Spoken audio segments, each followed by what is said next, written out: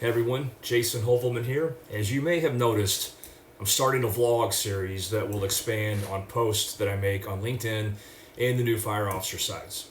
Additionally, each one of these videos will have a link to an action worksheet for you to practice the theories and ideas of leadership and management. I hope you find these helpful, and I hope that you share them.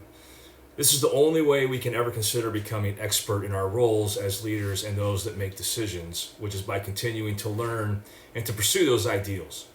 This leads perfectly into today's topic of expertise and humility. I want to talk about something that's been on my mind, and it's one of the most overlooked traits in leadership, which is knowing what you don't know. There's a quote from a book I'm reading currently, Reframing Organizations, that hits this perfectly, and it really struck me when I saw this. And the quote was, "Experts typically know when they don't know, but non-experts think they know when they don't."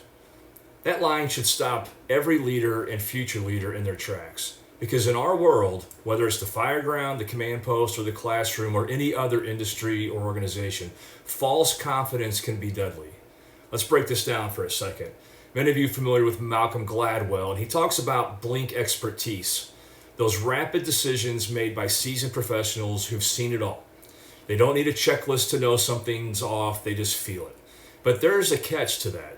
That kind of intuition only comes from deep experience, and it is earned from hard work. Now contrast that with someone who's new, maybe eager, maybe talented, but they haven't been tested. They make snap decisions that are based solely on emotion and are without depth or full understanding. We can look at what psychologists call the confidence trap, or the Dunning-Kruger effect, which most of you have probably heard of. The less someone knows, the more confident they tend to be about a topic, belief, or situation. In leadership, that's dangerous, both on the fireground, technically and administratively, in the human resource side. Because when you're in charge or have great influence, others assume you know what you're talking about and that you have put in the time and effort to truly study the issue. But if you're leading from a place of false certainty, without reflection, without humility, you're creating a situation of failure for everybody involved. I have seen and worked with officers and team members who are technically sharp, incredibly competent, but had no capacity to admit they were wrong. They would rather bluff and follow their ego than to be discerned in their approach. Real leadership starts with humility. That is not weakness, but it's wisdom and maturity. When you say, "I don't know," you open the door to learning and being approachable. So here's our challenge for this coming week. Catch yourself in a moment of false certainty, pause, ask questions, be inquisitive about the situation, study it, learn it, and then reflect about what you should or shouldn't do.